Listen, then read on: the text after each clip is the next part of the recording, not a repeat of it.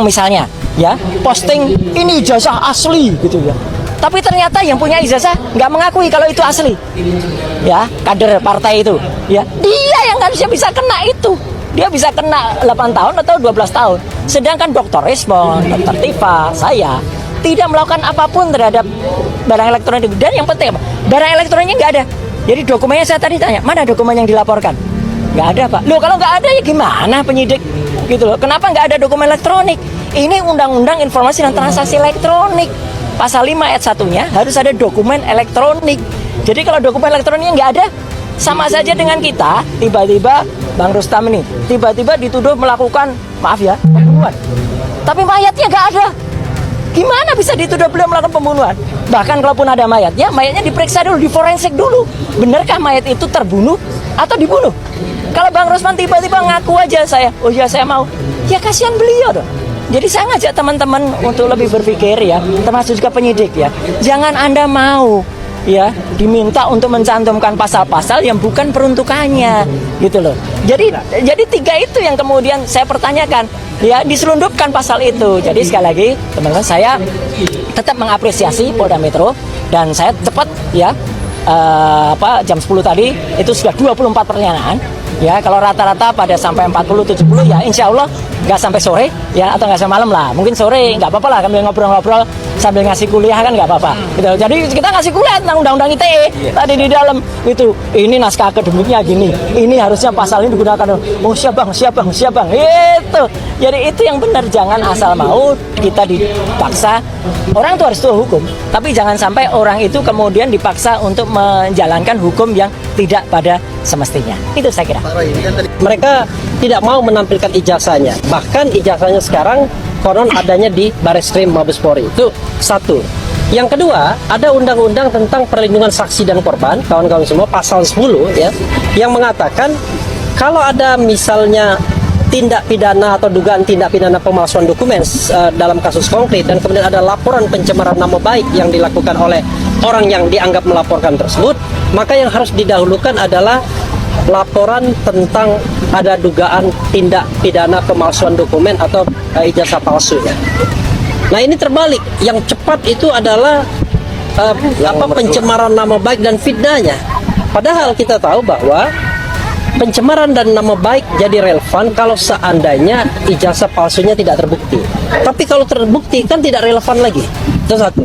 Nah yang kedua yang ingin saya jelaskan juga adalah, kalau saya lihat ya sebagai orang hukum menganalisis, sebenarnya tidak ada pasal yang relevan yang bisa dikenakan kepada baik Roy Suryo, Dr. Tifa maupun calon-calon yang disebut lainnya. Kan yang disebut itu RS, ES, kemudian T dan K. Kenapa? Kalau kita menggunakan pasal KUHP misalnya, perlu dipahami bahwa Roy Suryo dan Dr. Tifa ini bertindak untuk kepentingan publik, bukan untuk kepentingan pribadi. Karena itu nggak boleh dikriminalkan. Kalau menggunakan pasal 27A Undang-Undang ITE, sebagaimana disebutkan, maka Roy Suryo dan Tifa juga harus bebas dan teman-teman, karena Jokowi masih menjadi pejabat publik. Putusan MK terakhir mengatakan bahwa kalau dia pejabat publik tidak boleh mengadukan. Karena ini adalah negara demokrasi, ini adalah bagian dari kontrol publik. Yang ketiga, pasal 32 dan 35 Undang-Undang ITE yang sanksi hukumnya 8 tahun untuk Undang-Undang 32, 12 tahun untuk Undang-Undang 35, itu tidak relevan diterapkan kepada baik Dr. Tifa maupun yang lainnya. Karena itu adalah bagaimana mengoprak-aprik data elektronik seolah-olah jadi asli dan lain sebagainya. Justru orang yang mengupload itu yang seharusnya dipermasalahkan. Karena saya melihat tidak ada yang relevan seharusnya, maka ini tidak perlu diproses. Itu pendapat saya. Saya berharap Presiden Joko Widodo dan keluarganya berhentilah menarget warga negara Indonesia untuk dipenjarakan. Dan berhentilah bersembunyi di ketidakbenaran. Itu sebenarnya harapan kita. Sehingga kedatangan saya di sini hanya ingin menyampaikan agar penegak hukum betul-betul jangan menjadi alat untuk keluarga Joko Widodo memecah belah bangsa. Itu yang kami harapkan. Karena faktanya selalu demikian. Bermain isu-isu yang menyebabkan orang saling berantem, akhirnya saling melaporkan, akhirnya saling memenjarakan. Itu karakter yang sangat tidak baik bagi seorang pemimpin. Dan saya harap ini berhenti dilakukan karena rakyat juga ada batas kesabarannya terhadap kelakuan seseorang keluarga mengacak-acak bangsa ini seenaknya. Dan rakyat juga ada batas sabarnya untuk aparat negara tidak lagi digunakan oleh kepentingan keluarga ini untuk mengacak-acak bangsa. Kami semua sudah capek diacak-acak, dipecah belah, dibikinkan isu, dibikinkan buzzer untuk saling menghujat dan saling memenjarakan.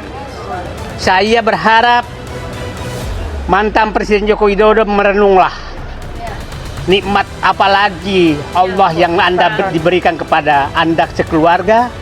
Berhentilah jahat kepada bangsamu dan rakyatmu.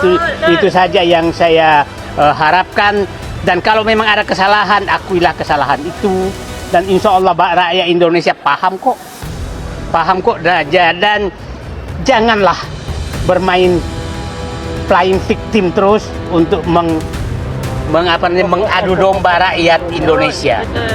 Dan semua Bapak lakukan adu domba, dan ini orang menyatakan ini adalah cara-cara ormas yang pernah menjajah Indonesia.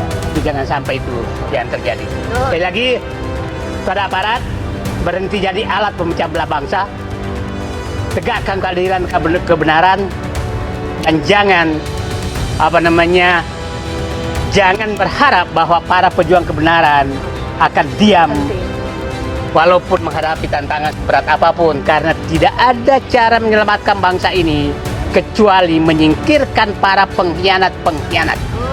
Tidak ada jalan lain. Kalau enggak, insya Allah akan terus berjuang. Itu saja. Terima kasih.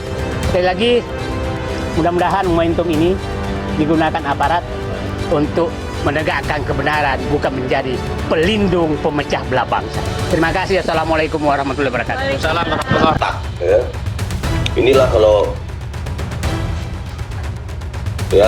Pak Juandali jadikan laboratorium Bareskrim itu sebagai andalan. Kalau nggak bisa, ya udahlah. Memang udah gitu mungkin watak kalian.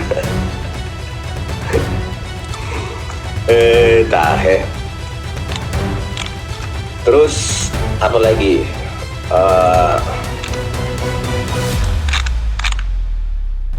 Jokowi kembali absen. Bagaimana jalannya sidang mediasi gugatan dugaan ijazah palsu di PN Solo? Ini orang suka-sukanya ya, absen terus gitu. Ya, mantan presiden kan harusnya menunjukkan bahwa dia tunduk pada hukum. Ini enggak, suka-suka dia. Kemarin ke Vatikan, sebelumnya kemana? Ke Polda, ya, melaporkan pencemaran nama baik. Ini loh sudah ada di Bareskrim loh. Nanti itu pencemaran nama baik, gitu loh. Kita buktikan dulu ijazahmu. Yang sampai sekarang Anda sangat pengecut untuk menunjukkan ijazahmu. Kan satu-satunya presiden ya, menunjukkan secara publik, secara terbuka aja nggak berani ya. Sangat pengecut, tidak gentleman.